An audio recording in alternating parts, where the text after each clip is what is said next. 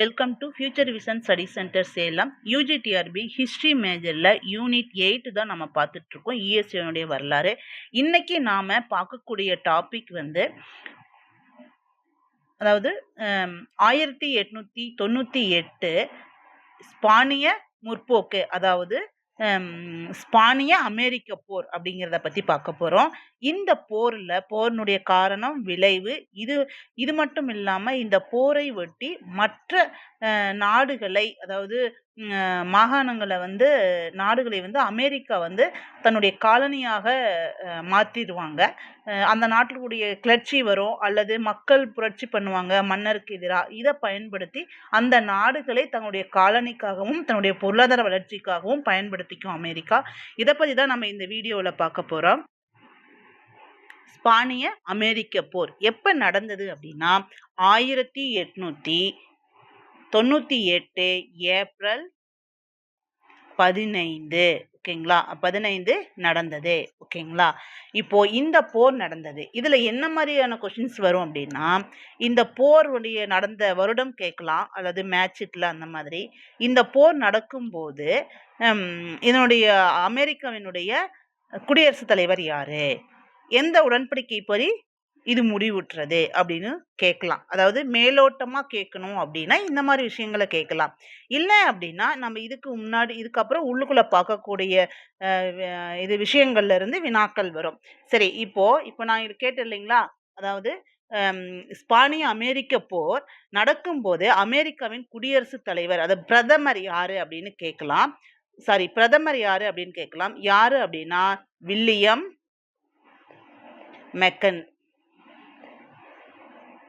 McKinley. ஓகேங்களா, William McKinley தான் இதனுடைய பிரதமராக இருப்பாரு. இது என்ன உடன்படிக்கைப்படி முடிவுற்றதுன்னா பாரிஸ் உடன்படிக்கை 1898 டிசம்பர், ஓகேங்களா, டிசம்பர் 10 அன்னைக்கு முடிவடைஞ்சது. இது தொடங்கினது பாருங்க ஏப்ரல் 15, இது டிசம்பர் 10ல முடிவுற்றது. ஓகேங்களா, ஓகே. புதிய அமெரிக்க ஏகாதிபத்தியின் மிக முக்கிய நிகழ்வு 1898 கியூபா தொடர்பான அமெரிக்கா ஸ்பெயினுடன் போரிட்டது. இந்த போர் எதுக்காக நடைபெற்றது அப்படின்னா, ஸ்பெயினின் கட்டுப்பாட்டில் இருந்த கியூபாவை அமெரிக்கா தன்னுடைய கியூபாவில் ஏற்பட்ட கிளர்ச்சி, யாருக்கு அப்படின்னா ஸ்பெயினுக்கு எதிராக மக்கள் இருந்த கிளர்ச்சியை பயன்படுத்தி கியூபாவை அமெரிக்கா தன்னுடைய காலனிக்காக அதாவது தன்னுடைய பொருளாதார முதலீடுகளை கொண்டு போய் விற்கிறதுக்காகவும், அப்புறம் அங்கிருந்து கச்சா பொருட்களை கொண்டு தன்னுடைய பொருளாதாரத்தை வளர்த்ததுக்காக அந்த கியூபாவை ஏன்னா கியூபாவில் சர்க்கரை, உலகின் சர்க்கரை கிண்ணம் அப்படின்னு அழைக்கப்படும். அந்த கியூபாவில் கரும்பு தோட்டங்கள் அதிகமாக இருக்கும். ஓகேங்களா, அதுக்காக அந்த பகுதியை அமெரிக்கா அதனுடைய விடுதலைக்கு உதவுது மாதிரி போய் தன்னுடைய கட்டுப்பாட்டுக்குள் வைத்திருக்கும். இதுக்காக தான் இந்த போர் நடைபெற்றது. கியூபாவின் கவர்ச்சி. 19ஆம் நூற்றாண்டில் அமெரிக்கர்கள் கியூபாவின் மிக நீண்ட காலமாகவே ஆர்வம் கொண்டிருந்தனர். ஏன் அப்படின்னா இதற்கெல்லாம் என்ன காரணம் அப்படின்னா அங்கிருந்த கரும்பு தோட்டங்கள். ஓகேங்களா, அடிமை வியாபார கழகத்தில் போல்க், பிரீரிஸ் மற்றும் புச்சனான் போன்ற அதிபர்கள் கியூபாவின் அடிமைகளை கைப்பற்ற விரும்பினர். அதாவது வியாபார நோக்கத்துக்காக இவங்கெல்லாம் விரும்பினாங்க. பின்னர் அடிமைகளை விட சர்க்கரை அதிக லாபம் தருவதாக மாறியது. மேலும் ஆயிரக்கணக்கான அமெரிக்க டாலர்கள் கியூபா சர்க்கரை தோட்டங்களில் முதலீடு செய்யப்பட்டன. முதல்ல அவங்க போனது எதுக்காக? அடிமைகளுக்காக. ஓகேங்களா, அதுக்கப்புறம் அவங்களுடைய கியூபாவின் சர்க்கரை தோட்டங்கள் மீது அவங்களுடைய முதலீடு அதிகமானது. ஸ்பெயின் அரசின் தவறான ஆட்சி. ஆனா அமெரிக்காவின் கட்டுப்பாட்டுக்குள்ள வர்றதுக்கு முன்னாடி கியூபா ஸ்பெயினோட கட்டுப்பாட்டில் இருந்தது. ஸ்பெயின் பலவீனமாகவும் பின்தங்கியும் இருந்ததால் கியூபாவை மிக மோசமாக ஆட்சி செய்தது. இதனால் கியூபா மக்கள் எப்போதும் கிளர்ச்சிக்கு தயாராக இருந்தாங்க. கிளர்ச்சிகள் மற்றும் பத்திரிகைகளின் பங்கு. இந்த கிளர்ச்சியில பத்திரிகைகளின் பங்கு என்னவா இருந்தது அப்படிங்கிறத பார்க்கலாம். 1868 1878 வரை 10 ஆண்டுகால போர் 10 இயர்ஸ் வார் நடந்தது. 1895 மற்றும் ஒரு கடுமையான கிளர்ச்சி வெடித்தது. இந்த 2 காரணங்களும் அங்க கிளர்ச்சி வர்றதுக்கு முக்கிய காரணமா இருந்தது. ஸ்பெயினியர்கள் வன்முறைக்கு எதிராக வன்முறையை பயன்படுத்தினர்.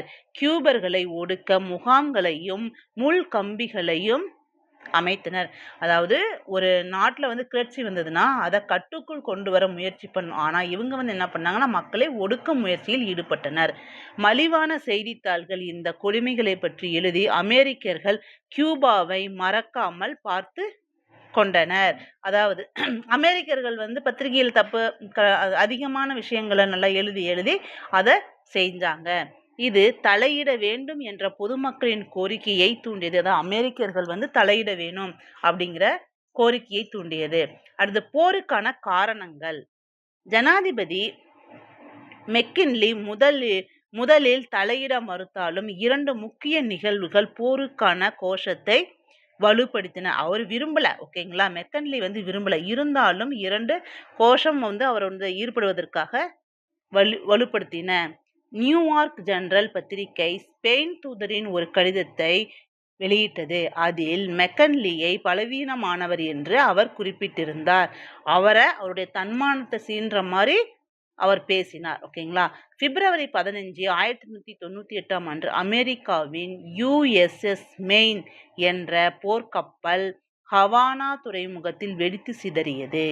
இதில் 260 பேர் இறந்தனர்.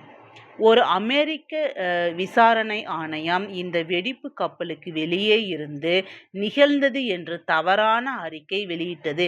இதன் காரணமாக நாடு முழுவதும் போருக்கான வெறி கொழுந்து விட்டு எரிந்தது.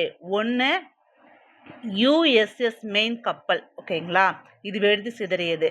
2வது அதாவது ஸ்பெயினுடைய தூதர் ஒரு கடிதத்தில் சொல்லியிருப்பாரு மெக்கன்லியை பலவீனமானவர்.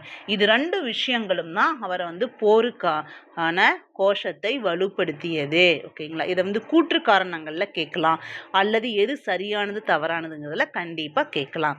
அடுத்தது மெக்கன்லியின் முடிவு. இந்த சூழ்நிலை மெக்கன்லி என்ன முடிவு எடுத்திருப்பாரு? பத்திரிகைகள், அரசியல்வாதிகள் என அனைவரும் போரை விரும்பினர். குறிப்பாக போர் ஒவ்வொரு அமெரிக்க தொழிற்சாலையின் உற்பத்தியையும் அதிகரிக்கும் என்று ஒரு செனட்டர் கூறியிருந்தார். அதாவது அமெரிக்காவுடைய தொழிற்சாலைகளுடைய பொருளாதார ரீதியா அவங்கள உயர்த்தும் அப்படிங்கிறத சொல்லியிருந்தாங்க. கடற்படை உதவி செயலாளர் தியேடர் ரூஸ்வெல்ட் போரை ஆதரித்தார். கடற்படை சேர்ந்த செயலாளரும் இதை ஆதரித்தார். மெக்கன்லி இதற்கு அடிபணிந்து ஏப்ரல் 1898 ஸ்பெயின் மீது போர் தொடுத்தார். என்ன? ஏப்ரல் 15 அன்று. ஓகேங்களா, முன்னையே சொல்லியிருந்தேன், ஏப்ரல் 15 அன்று. அடுத்தது அமெரிக்க பேரரசு எப்படி வந்தது அப்படின்னு பார்க்கலாம். பசிபிக் கொள்கை. அமெரிக்காவினுடைய பசிபிக் கொள்கை. அமெரிக்க மக்கள் தங்கள் கண்டத்தில் மேற்கை நோக்கி விரிவடைந்தனர். கண்டத்தில் மேற்கு பகுதி விரிவடைச்சாங்க. பின்னர் அவர்களின் வெளியுறவு கொள்கையும் அதே திசையில் திரும்பியது. வர்த்தகர்கள், திமிங்கல வேட்டையாடுபவர்கள், மிஷனரிகள் மற்றும் உற்பத்தியாளர்கள் அனைவரும் பசிபிக் பெருங்கடலில் அல்லது அதன் அப்பால் தங்கள் இலக்கை கண்டனர். அதாவது மிஷனரிகள் அவங்களுடைய மதத்தை பரப்பணும், திமிங்கல வேட்டைக்காரர்கள் அவங்களுக்கு வேண்டிய திமிங்கலங்கள் கிடைக்கணும், வர்த்தகர்கள் வாணிபம் செய்யறதுக்கு, உற்பத்தியாளர்கள் தங்களுடைய பொருட்களை விற்கும் சந்தைகளாக. ஓகேங்களா, இதுக்கெல்லாம் அவங்க கேட்டாங்க. அடுத்தது புதிய பிரதேசங்கள் என்னென்னா அலாஸ்கா மற்றும் மீட்வே தீவு. லிங்டனின் வெளியுறவு செயலாளரான, இது கொஞ்சம் தப்பா இருக்கு, இது இல்லை, ஓகேங்களா, William Henry Siewert. William Henry Siewert, ஓகேங்களா. லிங்டனின் வெளியுறவு செயலாளரான வில்லியம் ஹென்றி சீவர்ட் 1860களிலேயே அலாஸ்கா மற்றும் மீட்வே தீவுகளை பெற்றார். ஓகேங்களா. இதனால அவங்களுடைய குரோத் வந்து இன்னும் அதிகமாக ஆச்சு. அடுத்தது ஹவாய் தீவு, பசிபிக் பெருங்கடல் பகுதியில் இருக்க ஹவாய் தீவு. 19ஆம் நூற்றாண்டின் ஆரம்பத்திலேயே அமெரிக்க வர்த்தகர்கள், மிஷனரிகள் மற்றும் சர்க்கரை தோட்ட உரிமையாளர்கள் ஹவாயில் கவனம் செலுத்தினர். 1890களில் அமெரிக்கர்கள் அங்கு ஒரு புரட்சியை நடத்தி அரச குடும்பத்தை அகற்றினர். மேலும் 1898இல் ஹவாய் அமெரிக்காவுடன் இணைக்கப்பட்டது. இப்படி கூட கேட்கலாம். கியூபா வந்து அமெரிக்கா இணைச்சிக்கிட்டது எப்போ? கியூபாவை. ஹாவாய் இணைச்சிக்கிட்டது எப்போ? இந்த மாதிரி பிலிப்பைன்ஸை இணைச்சிக்கிட்டது எப்போ? இந்த மாதிரி கொஷின்ஸ் நிறைய கேட்கலாம். ஓகேங்களா? அது 1898 தான். அமெரிக்காவின் கடல் கடந்த உடைமைகளின் பெரும்பாலானவை சிறிய தீவுகளாகும். இவை கப்பற்படை தளமாகவும் பசிபிக் பெருங்கடல் விமான வழித்தடங்களின் விமான நிலையங்களாகவும் பயன்படுத்தப்பட்டன. அதாவது கடல் வாணிபத்திற்கு அதிகமான முக்கியத்துவம் கொடுத்தாங்க.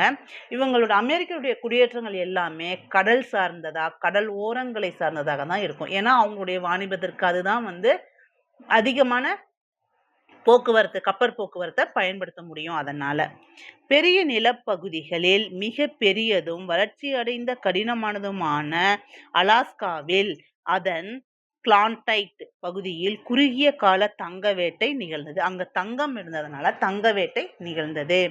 இது 1913இல் அமெரிக்காவின் ஒரு பிரதேசமாகவும் 1959இல் ஒரு மாநிலமாகவும் மாறியது. ஓகே, என்ன? அலாஸ்கா. அலாஸ்கா எப்போது அமெரிக்காவின் ஒரு மாநிலங்களாக இணைந்தது கேட்கலாம். ஓகேங்களா? ஹாவாய் 1900இல் ஒரு பிரதேசமாகவும் 1959இல் மாநிலமாகவும் ஆனது. இப்போ ஹாவாயை அமெரிக்கா இணைச்சு கொண்டது 1998. ஒரு பிரதேசமாகவும் மாநிலங்களாகவும் ஆனது என்ன வருடம் கேட்கலாம். ஓகேங்களா?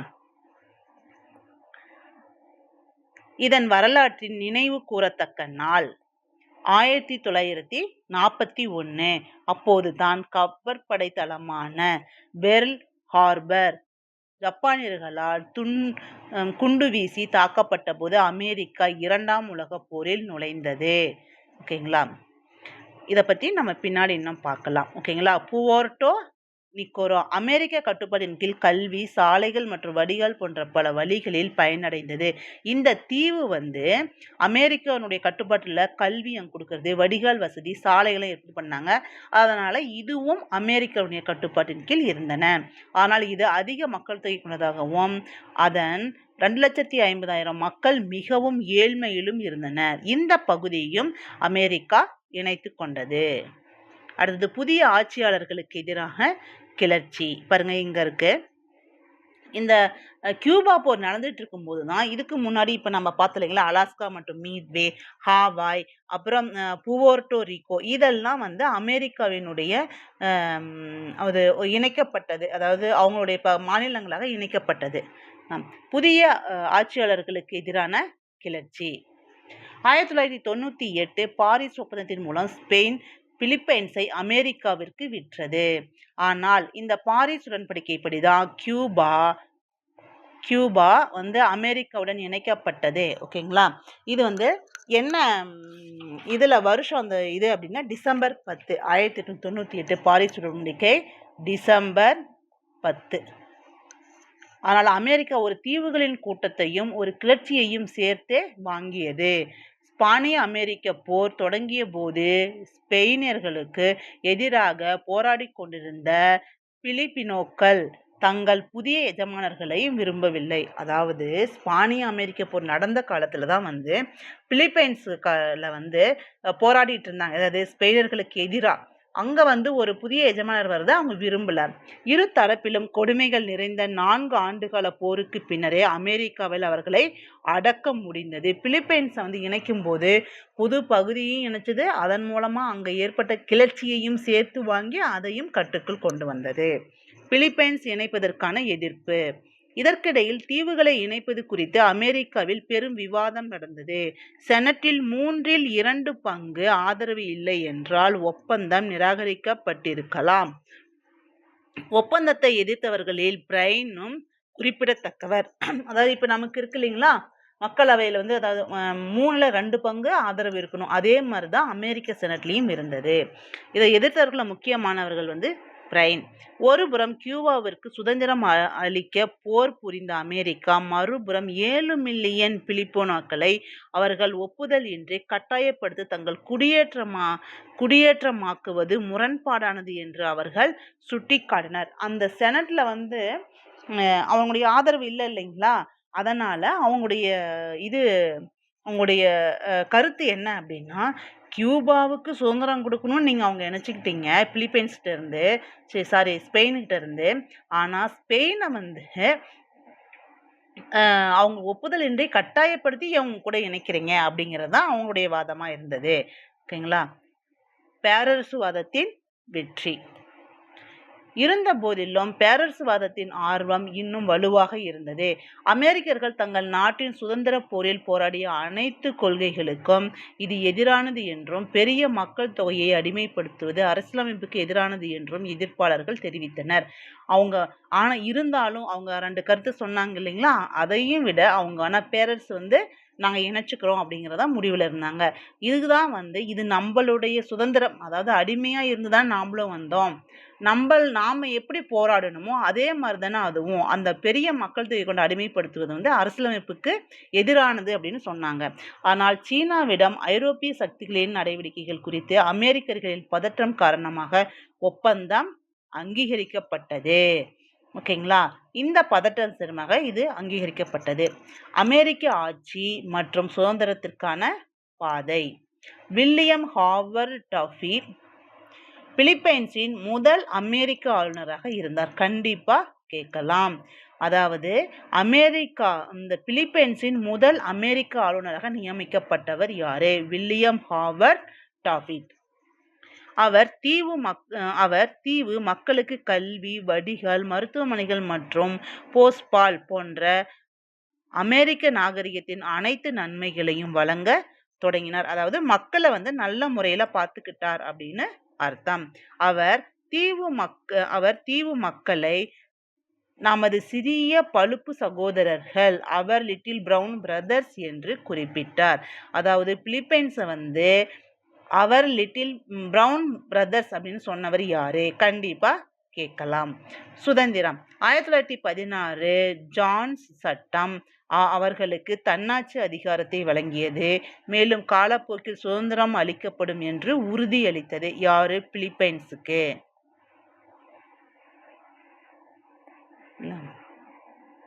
என்ன வருஷம்? 1916.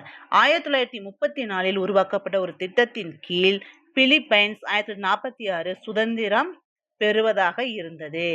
பிலிப்பினோக்கள் எப்போதும் சுதந்திரத்தை விரும்பினர். மேலும் பிலிப்பைன்ஸ் சர்க்கரையின் போட்டியால் பாதிக்கப்பட்ட அமெரிக்க சர்க்கரை உற்பத்தியாளர்களும் இந்த ஆசையை ஊக்குவித்தனர். அதாவது பிலிப்பைன்ஸ்க்கு சுதந்திரம் பெறுவதாக இருந்துச்சு. எப்போ? 1946 இந்தியா சுதந்திரம் பெறுவதற்கு முன்னாடி. ஓகேங்களா. அடுத்தது அமெரிக்கா மற்றும் லத்தீன் அமெரிக்கா. இதனுடைய பகுதியில் அமெரிக்கா லத்தீன் அமெரிக்கா பகுதியில் தன்னுடைய செல்வாக்கை எப்படி கொண்டு வந்தது, என்ன பண்ணினாங்க அப்படிங்கிறதான் நம்ம இதில் பார்க்க போகிறோம். போர் செய்யாமல் வெற்றி கொள்வதற்கு பல வழிகள் உண்டு. கரிபியன் பகுதியில் அமெரிக்கா துப்பாக்கிகளைப் போலவே டாலர்களையும் பயன்படுத்தியது. அதாவது துப்பாக்கி பண்ணா பயந்துக்கிட்டு அடிபணிஞ்சிருவாங்க, அல்லது உதவி பண்ணுனா அன்பால இணைஞ்சிருவாங்க அமெரிக்கா கூட. இதுதான் கான்செப்ட். ஓகேங்களா. இந்த முறை தென் அமெரிக்காவிலும் நீட்டிக்கப்பட்டது. தென் அமெரிக்காவிற்கு லத்தீன் அமெரிக்க நாடுகளுக்கும் இடையிலான உறவுகளில் ஒரு பகுதியை உருவாக்கியது. மற்ற பகுதி அமெரிக்க கண்டங்களின் குடியரசுக்கு இடையே உள்ள உறவுகளை வலுப்படுத்துவதற்கான இயக்கமான பான் அமெரிக்கனிசம் ஆகும். பாருங்க, அமெரிக்காவுக்கு லத்தீன் அமெரிக்க நாடுகளுக்கும் இடையே உறவுகளில் ஒரு பகுதியை உருவாக்கியது. அமெரிக்காவுக்கும் லத்தீன் அமெரிக்காவுடன் உறவுல ஒரு பகுதி உருவாக்கியது. மற்ற பகுதி அதாவது அமெரிக்க கண்டங்களின் குடியரசுக்கு இடையே உள்ள உறவுகளை வலுப்படுத்துவதற்கு இயக்கமான பான் அமெரிக்க, அதாவது பொருளாதாரம், வர்த்தகம் இதெல்லாம் ஒற்றுமையா செய்வாங்க இல்லையா, முன்னாடியே அதை பத்தி பார்த்திருக்கோம். அதுல இருந்தது. முரண்பட்ட கொள்கை. சில சமயங்களில் இந்த 2 கொள்கை இருந்ததுங்களா, இந்த 2 முறைகளும் கைகோர்த்து செயல்பட்டன. ஆனால் பெரும்பாலும் ஒன்று முரண்பட்டன. என்ன கொள்கைனா துப்பாக்கி பிளஸ் டாலர், இந்த கொள்கை தான். 1889 அமெரிக்க குடியரசுகளின் முதல் மாநாடு வாஷிங்டனில் நடைபெற்றது. அதான் பான் அமெரிக்க அமைப்பு. ஓகேங்களா. வெனின்சுலா விவகாரம் 1895 வெனின்சுலா மற்றும் பிரிட்டிஷ் கயானா இடையே எல்லை தகராறு ஏற்பட்டது. பிரிட்டிஷ் கயானா பிளஸ் வெனின்சுலா இடையே எல்லை தகராறு. அதிபர் கிளீவ்லேண்ட் மன்ரோ கோட்பாட்டின் அடிப்படையில் இதில் தலையிட்டார். அமெரிக்க வெளியுறவு செயலாளர் ரிச்சர்ட் ஆல்னி இன்று அமெரிக்கா இந்த கண்டத்தில் நடைமுறையில் இறையாண்மை கொண்டது என்று பிரிட்டனுக்கு தெரிவித்தார். அதாவது இப்போ அமெரிக்கா இந்த கண்டத்தில் நடைமுறையில் இறையாண்மை கொண்டது. அமெரிக்கா இறையாண்மை கொண்ட இந்த கண்டத்தில் அப்படிங்கிறது பிரிட்டனுக்கு சொன்னாரு. இந்த கடுமையான மொழி ஒரு சங்கடமான சூழ்நிலையை உருவாக்கியது. இருப்பினும் பிரிட்டிஷ் அரசியல்வாதிகள் ஐரோப்பாவில் தங்கள் நாட்டின் தனிமையை உணர்ந்து அமெரிக்காவின் சண்டையிட விரும்பவில்லை. இதனால் இந்த விவகாரம் மத்தியஸ்தருக்கு அனுப்பப்பட்டது. இவங்க இவ்வளவு சொன்னாலும் பிரிட்டிஷ் என்ன பண்ணுச்சு? அமைதியாதான் போச்சு. அடுத்தது டாலர் ராஜதந்திரம் என்ன அப்படிங்கிறத பார்க்கலாம். 19ஆம் நூற்றாண்டின் இறுதியில் அமெரிக்கர்கள் கரிபியன் கடல் பகுதியில் உள்ள சிறிய குடியரசுகளில் அதிக பணம் முதலீடு செய்ய தொடங்கினர்.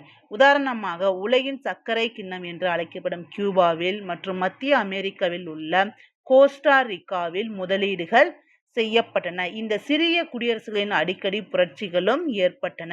அதாவது அமெரிக்கா சிறு சிறு பின்தங்கிய குடியரசுகளில் தான் தங்களுடைய ஆதிக்கத்தை நினைப்படும். அது கடற்கரை ஓரமாக இருக்க பகுதியில் தங்களுடைய வாணிபத்திற்காக பயன்படுத்துவதற்காக சரிங்களா அங்கே உதவிகள் செய்து அதன் மூலம் அந்த நாட்டுடைய நன்மதிப்பை பெற்று அங்கே தங்களுடைய முதலீட்டை அங்கே உற்பத்தி செஞ்ச பொருளாகட்டும் அல்லது முதலீடுகளாகட்டும் எடுக்கிறதுக்கு வசதியாக பயன்படுத்திக்கிட்டாங்க. அமெரிக்க முதலீட்டாளர்கள் தங்கள் சொத்துக்களை பாதுகாக்க அமெரிக்க அரசிடம் முறையிட்டனர். அமெரிக்காவின் கடற்படை வீரர்கள் தரையிறங்கி ஒழுங்கை நிலைநாட்டினர். இந்த செயல்முறை டாலர் ராஜதந்திரம் என அழைக்கப்பட்டது. அதாவது அங்க போயிடுறாங்க, ஒன்னா டாலர் மூலமா போறாங்க, இல்ல துப்பாக்கி மூலமா போடுறாங்க. அங்க பின்னாடி பிரச்சனை வந்தது அப்படின்னா அமெரிக்கான கப்பற்படை போய் அங்க சரி பண்ணும். ஓகேங்களா, சரி பண்ணிட்டு அங்க கண்ட்ரோல் பண்ணும். கொஞ்சம் கொஞ்சமா அந்த பகுதியில தன்னுடைய கண்ட்ரோலை கொண்டு வந்துருவாங்க. இதுதான் டாலர் ராஜதந்திரம். பாதுகாப்பு மற்றும் நலன்கள் எப்படி கொடுத்தாங்க அந்த பகுதிக்கு அப்படிங்கிறத பார்க்கலாம். இது வெறும் டாலர்களை பற்றியது மட்டுமல்ல. குறிப்பாக 1914 பனாமா கால்வாய் திறக்கப்பட்ட பிறகு கரிபியன் குடியரசுகளில் அமெரிக்காவின் நலன்கள் மிக முக்கியத்துவம் பெற்றன.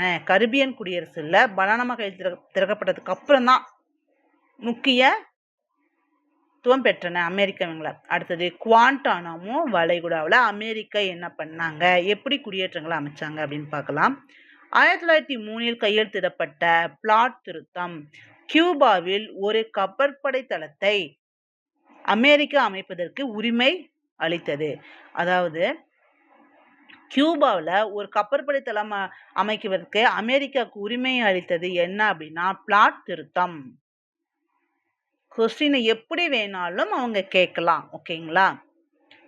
மேலும் கியூபாவின் சுதந்திரத்தை பாதுகாக்கவும் வாழ்க்கை சொத்து மற்றும் தனிப்பட்ட சுதந்திரத்தை பாதுகாக்கவும் தலையிட அமெரிக்காவிற்கு அனுமதி அளித்தது.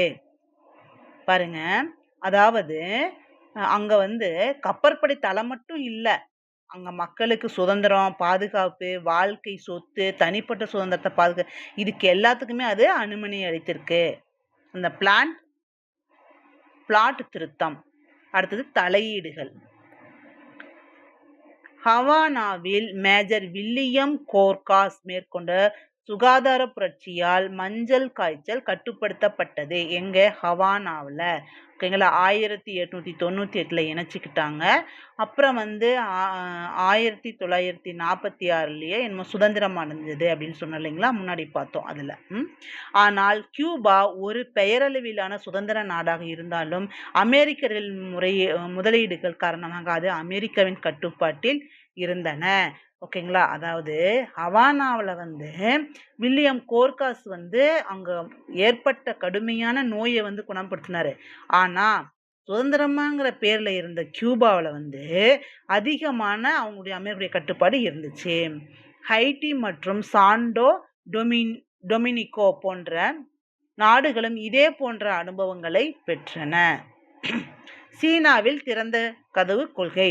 இதே மாதிரி சீனாவிலையும் அமெரிக்கா தனது வர்த்தகத்தை மேம்படுத்துவதற்காக டாலரையும் ஏகாதிபத்தியத்தை பின்பற்ற முடிஞ்சது பண்ணினாங்க. அதுல என்ன பண்ணாங்க அப்படின்னு பார்க்கலாம். 19ஆம் நூற்றாண்டின் இறுதியில் அமெரிக்க வெளியுறவு கொள்கையின் மற்றொரு முக்கிய நிகழ்வு சீனாவில் திறந்த கதவு கொள்கையை, ஓப்பன் டோர் பாலிசி. இது சீனானுடைய வரலாறுல நம்ம விரிவா படிப்போம்.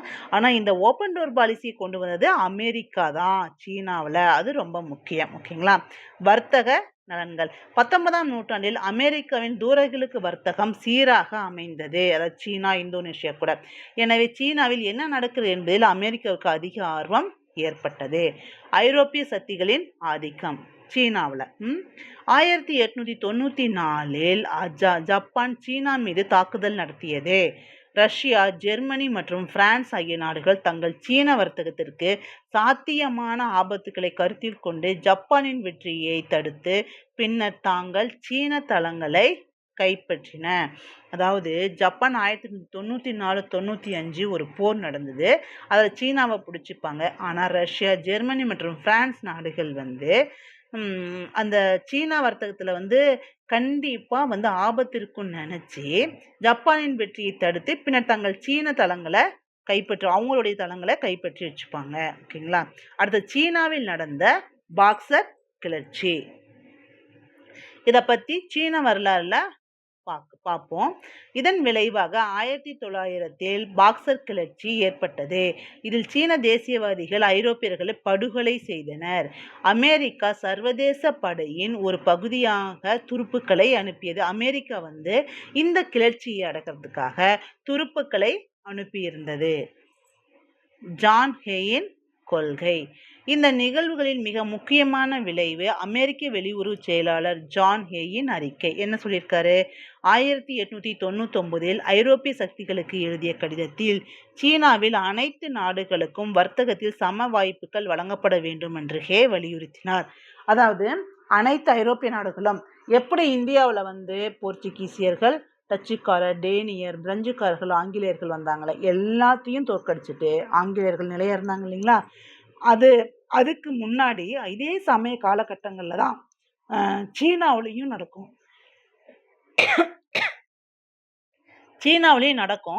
அதில் அனைத்து ஐரோப்பிய நாடுகளுக்கும் சீனாவுடைய வர்த்தகத்தில் சம வாய்ப்பு இருக்கு அப்படின்னு சொன்னாங்க. யாரு அப்படின்னா ஜான் ஹேல். இவர் அமெரிக்க வெளியுறவு செயலாளர். 1900இல் பாக்சர் கிளர்ச்சிக்கு பிறகு அனைத்து நாடுகளும் சீனாவில் பிராந்திய ஒருமைப்பாட்டை மதிக்க வேண்டும் என்று அவர் அழைப்பு விடுத்தார்.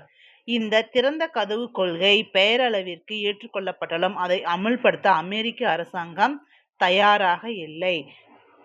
சரிங்களா. அந்த ஓப்பன் டோர் பாலிசியை கொண்டு வந்தது அமெரிக்கா தான் சீனாவில். ஆனால் அது பெயரளவு தான் இருந்ததோ வெளியே அதை செயல்பட அமுல்படுத்த அமெரிக்கா விரும்பலை அப்படின்னு சொல்லலாம். இப்போது நம்ம இது வரைக்கும் பார்த்துருக்க என்ன அப்படின்னா அமெரிக்கா ஸ்பானிய போர் 1998, அதாவது ஸ்பெயினுடைய கட்டுப்பாட்டில் இருந்த கியூபாவில் அமெரிக்கா எப்படி தங்களுடைய நிலைப்பாட்டை தக்க வச்சுக்கிட்டாங்க, எப்படி அவங்களுக்கு சுதந்திரமாக கொடுத்து தங்களுடைய கட்டுப்பாடுகளை இணைத்துக்கிட்டாங்க அப்படிங்கிறத பார்த்தோம். அது மட்டும் இல்லாமல் சீனா, ஓகேங்களா, ஹவானா, அப்புறம் வெனின்சுலா, அப்புறம் லத்தீன் அமெரிக்கா, இந்த எல்லா நாட்டிலையும் அது எப்படி வாணிபத்தை கொண்டு போனாங்க, எப்படி அவங்களுடைய உள் விவகாரங்களை தலையிட்டாங்க, பிலிப்பைன்ஸ் உட்பட பல நாடுகளில் அப்படிங்கிறத நாம் பார்த்தோம். இதை ஜஸ்ட் ஒரு ரீகால் ஒரு தடவை பார்த்துடலாம் வாங்க. ஏன்னா இது ரொம்ப முக்கியம். அமெரிக்காவினுடைய வளர்ச்சி. ஓகேங்களா. அமெரிக்கா கொஞ்சம் கொஞ்சமாக சுதந்திரம் வாங்குச்சு. அப்புறம் ஜனாதிபதிகள்லாம் வந்தாங்க. அவங்க உள்நாட்டு விவகாரங்களில் செழிப்படை செஞ்சாங்க. உள்நாட்டில் சீர்திருத்தங்கள்லாம் கொண்டு வந்தாங்க. ஒரு கட்டுக்குள்ளே கொண்டு வந்துட்டாங்க. இப்போ தங்களுடைய வர்த்தக பொருளாதாரத்தை மேம்படுத்துவதற்காக மற்ற குட்டி குட்டி நாடுகளை தங்களுடைய கட்டுப்பாட்டுக்குள் வச்சுக்கிட்டு இணைச்சிக்கிட்டு தங்களுடைய பொருளாதாரத்தை மேம்படுத்திக்கிட்டாங்க. ஓகேங்களா. அதை பற்றி தான் இந்த வீடியோவில் நம்ம பார்த்துருக்கோம். ஸ்பானிய அமெரிக்க போர் 1898 நடக்குது. ஏப்ரல் 15 தொடங்குது. இது பாரிஸ் உடன்படிக்கை 1898 டிசம்பர் 10 முடிவடையுது. ஓகேங்களா. அப்போதைய அமெரிக்க ஜனாதிபதி அதாவது பிரதமர் யாரு அப்படின்னா வில்லியம் மெக்கன்சி அப்படிங்கிறவர் தான் இருந்தாரு. ஓகேங்களா. கியூபா வந்து ஸ்பானிய கட்டுப்பாட்டுல இருக்கு. அங்க வந்து அவங்களுடைய ஆட்சி சரியில்லை, அதனால அங்க கிளர்ச்சி எரியுது. இதை பயன்படுத்தி அமெரிக்கா அதை தங்களுடைய கட்டுப்பாட்டுக்குள் வச்சுக்கிறாங்க. ஓகேங்களா. இதுக்கு வந்து ரொம்ப முக்கியமான இது என்ன அப்படின்னா பத்திரிகைகளின் பங்கு முக்கியமா இருந்தது. ஓகேங்களா. அடுத்தது மெக்கன்லி வந்து ஃபர்ஸ்ட் போர் வேண்டாம் பாரு, ஆனா அப்புறமே வந்து இதை ஏத்துக்குவாரு.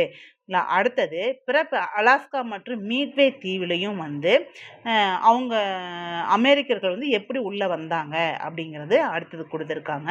அடுத்தது ஹவாய் தீவுல வந்து முதல்ல ஆரம்பத்துல வர்த்தகர்கள், மிஷனரிகள், சர்க்கரை தோட்ட உரிமையாளர்கள் தான் வந்து ஹவாயில கவனம் பண்ணாங்க. ஆனா அதுக்கப்புறம் வந்து 1998ல ஹவாய் அமெரிக்காவுடன் இணைக்கப்பட்டது. 1913ல அமெரிக்காவின் ஒரு பிரதேசமாகவும் 1959ல ஒரு மாநிலமாகவும் மாறிச்சு ஹவாய். ஓகேங்களா.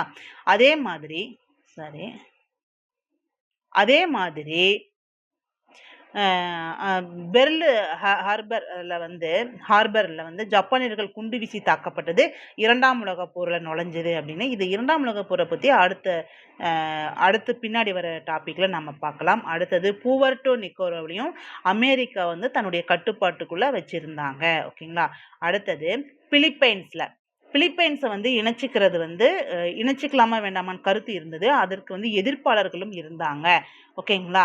இதுல வந்து இவங்க சொன்னது என்ன அப்படின்னா ஒரு சுதந்திரமா மக்கள் வாழணுங்கிறதுக்காக கியூபாவை இணைத்து கொண்டு அவங்களுக்கு சுதந்திரம் கொடுத்த, ஆனா பிலிப்பைன்ஸ் மக்களை வந்து தன்னுடைய கட்டுப்பாட்டில் வச்சுக்கணும்னு நினைக்கிறேன்னு சொல்லி எதிர்ப்பு வந்தது. ஆனா இது எல்லாத்தையும் மீறி வந்து பிலிப்பைன்ஸை வந்து தன்னுடைய கட்டுப்பாட்டுக்குள்ள வச்சுக்குவாங்க. ஓகேங்களா. அங்க பிலிப்பைன்ஸின் முதல் அமெரிக்காவினர் நியமிக்கப்பட்டவர் வந்து வில்லியம் ஹோவர்ட் டாஃபிட் அப்படிங்கிறவர் தான் நியமிக்கப்பட்டார். ஓகேங்களா. அதுக்கப்புறம் லத்தீன் அமெரிக்காவில் எப்படி பண்ணாங்க அப்படின்னா ஒன்று துப்பாக்கி ஓகேங்களா மூலம் அடி பண்ணிடுது, இல்லை அவங்களுக்கு டாலர் உதவிகளை செய்து அவங்கள தங்களுடைய கட்டுப்பாட்டுக்குள் வச்சுக்கிறது. இதை தான் வந்து அமெரிக்கன். இன்னொரு விஷயமா என்ன பண்ணாங்க அப்படின்னா அதாவது பான் அமெரிக்கன், அதாவது வணிகம், சமூக பொருளாதார கட்டமைப்பு, உள்கட்டமைப்பு இதுக்கெல்லாம் வந்து உதவி செய்கிறது அப்படிங்கிறது தான் பான் அமெரிக்கன் அமைப்பு. அதாவது அமெரிக்காவுடைய ஒரு நாடா ஒரு கூட்டணி ஒரு மாகாணமாக மாறி அந்த உதவிகளை பெற்றுக்கிறது. இந்த விஷயம்தான் லத்தீன் அமெரிக்காவில் அது பண்ணாங்க. ஓகேங்களா. அடுத்தது வெனின்சுலாவும் வந்து வெனின்சுலாவில் ஒரு பிரச்சனை வரும். இது பிரிட்டிஷ் கட்டுப்பாட்டில் இருக்கிறது. இந்த அதாவது பிரிட்டிஷ் கயானாவுக்கும் வெனின்சுலாவுக்கும் 1995ல் ஒரு பிரச்சனை வரும். அதில் இவர் வந்து அமெரிக்க வெளியுறவு செயலாளர் ரிச்சர்ட் ஆல்வி வந்து ஒரு கருத்து சொல்லுவார். ஆனால் இருந்தாலும் பிரிட்டிஷ் வந்து போரோ அல்லது பதட்டமோ இல்லாமல் சுமூகமாக இது பண்ணிப்பாங்க. டாலர் ஏகாதிபத்தியம் என்பதை வந்து ஹெல்ப் பண்ணி அதன் மூலமாக வந்து அமெரிக்காவினோட அந்த நாட்டை வந்து இணைச்சிக்கிறது தான் டாலர் ஏகாதிபத்தியமாக இருக்கும். ஓகேங்களா. அதுக்கப்புறம் குவாண்டாமோ வரைகுடாவில் எப்படி பண்ணாங்க அப்படின்னா ஒரு 1903ல் பிளாட் திருத்தம் அப்படிங்கிறத பண்ணியிருப்பாங்க. இந்த பிளாட் திருத்தம் பண்ணினது வந்து கியூபாவின் சுதந்திரத்தை பாதுகாக்கவும் வாழ்க்கை, சொத்து மற்றும் தனிப்பட்ட சுதந்திரத்தை பாதுகாக்கவும் தலையிட அமெரிக்காவுக்கு அனுமதி வழங்கியது தான் வந்து இந்த பிளாட் திருத்தம். சீனாவில் என்ன பண்ணாங்கன்னா சீனாவில் ரொம்ப முக்கியமாக ஓப்பன் டோர் பாலிசியை கொண்டு வந்தாங்க அமெரிக்காக்காரங்க. ஐரோப்பிய நாடுகள் அனைத்து நாடுகளுக்கும் சீனாவில் வர்த்தகம் செய்யவும் அங்கு உரிமை கொண்டாடவும் உரிமை இருக்கு, அதாவது அவங்களும் பண்ணலாம் அப்படிங்கிறத எல்லா நாடும் சம உரிமை இருக்கு அப்படிங்கிற சொல்றதுக்காக தான் இந்த ஓப்பன் டோர் பாலிசியை கொண்டு வருவாங்க. ஆனால் அமெரிக்கா வந்து அதை வந்து கொண்டு வந்தாலும் அதை அமுல்படுத்துவத இல்லை அப்படின்னு சொல்லலாம். ஓகேங்களா. அடுத்தது பாக்சர் கிளர்ச்சியும் வந்து ஐரோப்பாவர்கள் அதாவது சீனாவிற்கு வந்து ஐரோப்பியர்களை எதிர்த்து தான் நடந்தது. ஓகேங்களா. அதுவும் அப்புறமே வந்து அனுப்பிட்டாங்க. ஜான் ஹோயினுடைய கொள்கை என்ன அப்படின்னா வந்து அதான் சீனாவில் அனைத்து நாடுகளுக்கும் வர்த்தகத்தில் சம வாய்ப்புகள் வழங்கப்பட வேணும் அப்படிங்கிறது தான். ஓகேங்களா. அவர் தான் கொண்டு வந்தது இந்த ஓப்பன் டோர் பாலிசியை. இதை பற்றி இது சீனனுடைய வரலாற்றில் நாம் பார்க்கலாம். ஓகேங்களா. ஓகே. அடுத்தது நம்ம பார்க்கக்கூடியது வந்து முற்போக்கு சகாப்தம். அமெரிக்காவுல எப்படி இருந்தது அப்படின்னு தான் பார்க்க போறோம். இந்த அமெரிக்கா வரலாற்றுல இந்த யூனிட்ல இருந்து வந்து நெறைய விஷயங்கள் கேட்பாங்க. அதாவது கூற்று காரணங்கள். போன தடவ வந்து பார்த்தீங்கன்னா, நெறைய மேட்ச் ஃபர்ஸ்ட்டு யுஜிடிஆர்பி.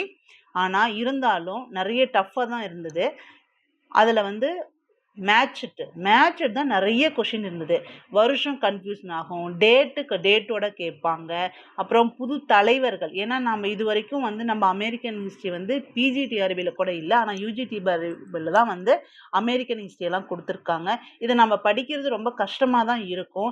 ஆனா திரும்ப திரும்ப படிக்கிறது மூலமா இத வந்து எப்படி இந்தியன் ஹிஸ்ட்ரியோ, தமிழ்நாடு ஹிஸ்ட்ரியோ நமக்கு ஞாபகம் வருதோ, அதே மாதிரியே இதுவும் நம்ம ஞாபகப்படுத்திக்க முடியும். ஆனா திரும்ப திரும்ப படிக்கணும். திரும்ப திரும்ப அந்த பேர்கள், அதிபர்கள், அப்புறம் வெளியுறவு செயலாளர்கள் மேக்ஸிமம், அப்புறம் கழகங்கள், அவங்க கொண்டு வந்த திட்டம், இதெல்லாம் வந்து நம்ம திரும்ப திரும்ப படிக்கிறது மூலமா ஞாபகம் வச்சுக்கலாம். ஓகே. Thank you.